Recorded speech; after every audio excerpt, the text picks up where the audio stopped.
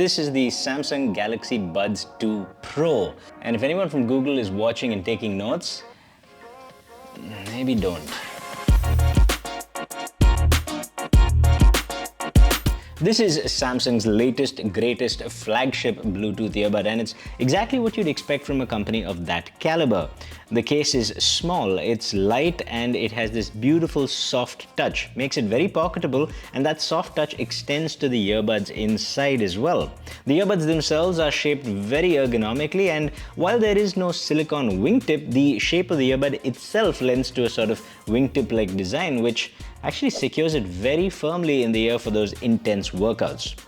Now, between you and me, wingtip designs usually get a little bit uncomfortable over long periods of usage, but this has to be one of the more comfortable ones I've heard. Now, the case has wireless charging and the earbuds work on touch controls, pretty par for the course for all Bluetooth earbuds so far, but it really gets interesting when you start exploring the features. When you first put these earbuds on, it doesn't feel like they're feature-packed. For example, noise cancelling only works with both earbuds in. And the touch controls, well, you've got them, they are responsive, and you've got single, double, and triple tap and touch and hold, but none of them are customizable. You can toggle them on and off, but you can't really change what they actually do, except for touch and hold.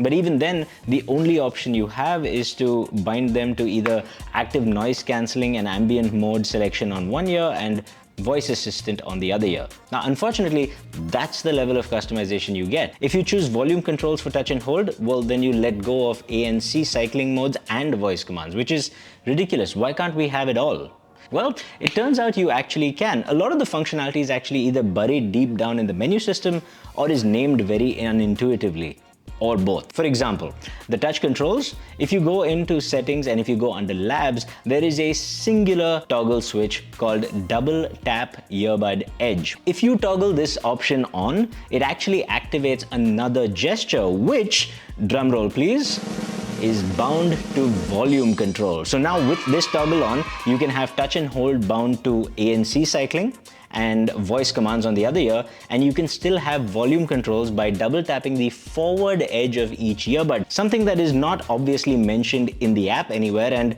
you'd never find out unless you actually delve deep into the menu system, or you subscribe to this channel, in which case obviously I've got your back. What's that? You're not convinced yet? That's okay. There's more. Okay, this whole device is controlled by the Samsung Wear app, which, yes, you'll need a Samsung account for. But inside the app, there are a number of features that you can toggle on or off. You've got the toggle buttons and you've got the text next to them, and anywhere you tap, it either turns on or off the feature. Except, in certain cases, there is a small vertical line between the text and the toggle button, which means tapping on either the left or the right side of that vertical line does different things.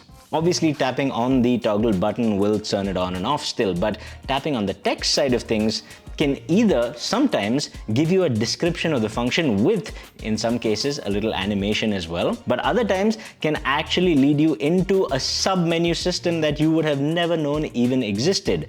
To say that this is not intuitive user design would be an understatement. I remember when I said that the noise cancelling only works with both the earbuds in your ear. There's a workaround for that as well, except, of course, predictably, it's buried deep down in the menu system. If you go to earbud settings and if you go down to accessibility, you'll actually find an option called noise controls with one earbud.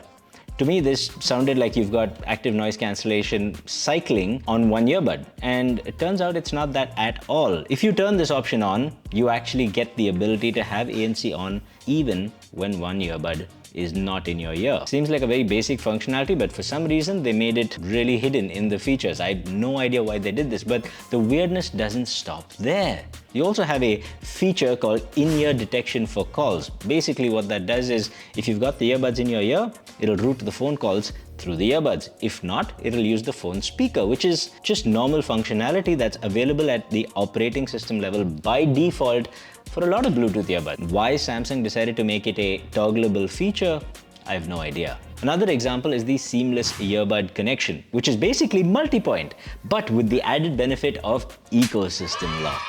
Yeah, it only works with Samsung devices that are all logged in under the same Samsung user ID. Basically, it's not real multipoint, it's only multipoint a la Apple circa 2019. At a time where other devices are offering proper multipoint at lower prices, this is not a good look for Samsung. Continuing with the theme, you get an equalizer with a 9-band equalizer that you cannot manipulate. You can only use the presets. Hey, on the flip side, at least it gives you neck stretch reminders every 10 minutes or so, so there's that. Now, just like Sony, it does have a voice detect option, which basically if it detects you're talking, it'll lower your media volume and pipe in ambient noise so you can have a conversation with someone. Once you're done, it goes back to the way things were. Unlike Sony though, it doesn't actually pause the music. Like real life, the beat goes on. And speaking of the beat, I think it's time we talked about sound quality.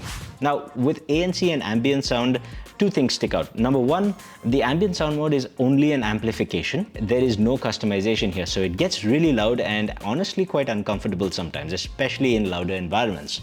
The closest thing you have to transparency is the off function. And if you turn on ANC, it's honestly not that bad. It's pretty decent ANC, but it is nowhere close to class leading. Don't believe me? That's okay. I've actually gone ahead and made some measurements and compared it with the Sony Linkbuds S, an earbud that is about $20 cheaper on the market. As you can see, in the bass frequencies, the Samsung actually does a little bit better. But anything to do with the mids and highs, basically vocal frequencies, traffic noise, anything like that, the Linkbuds S is actually better at a cheaper price.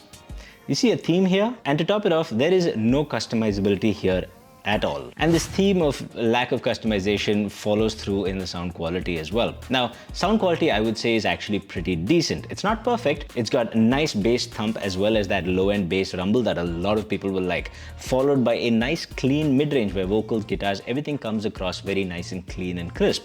The highs are also emphasized a little bit too much in my opinion, but they never quite get too sibilant or harsh in my testing. Although I did notice with certain Whitney Houston tracks, the sibilance did come out a little bit. It's still not nearly as bad as some of the other Bluetooth IEMs. Overall, I think this is a good sound for a lot of people. It's got dual drivers, which means that bass is not compromised, and it's got a nice clean mid-range, which is what most people look for. Now, the flip side to this tuning is that, well, it sounds a little bit thin.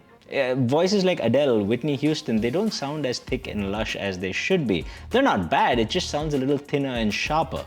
Nylon strings on guitar also lack the body they deserve, and that's just a consequence of the tuning. Overall, I think compared to a lot of Bluetooth earbuds, this still sounds better, but if you wanted to EQ it, you only have presets. Which is odd because the AKG N400 actually had a proper EQ that you could work with, and you'd think they would just transfer some of that in here. Apparently not. Now, when it comes to battery life, it does pretty much exactly what it says on the tin, so I'm not going to waste your time with that. Instead, I'll give you a little microphone quality check. So here's a little microphone quality check of the Samsung Galaxy Buds 2 Pro. I'm out on the balcony, there's a whole bunch of traffic down there, and well, it's pretty noisy out here. And this is the same thing but in quiet conditions indoors, just a little bit of air conditioning noise and not very much else. Tell me in the comments if you think it's worth it. Now, it really comes down to two questions. Number one, is this a good Bluetooth earbud? And number two, is it worth buying? The answer to the first question is yeah. I mean, you get a small pocketable case that feels nice to the touch and is well made. Inside, you got earbuds that are very comfortable and are very secure when you're working out. When you put them on, you get a good level of active noise cancellation, you get fast pairing with all your devices, and even if it doesn't have multi-point, it still has the ability to pull connections away from a device very quickly, something you see in Sony but not in every device out there. So it is still a very functional, decent active noise cancellation, good sound quality Bluetooth earbud. So yes, it is a good Bluetooth earbud. As to the second question though, on the one hand, you have a lot of functionality that's just buried deep in the menu system and is not intuitively laid out, which means a lot of people who just put these on and call it a day will never find out that that functionality even exists.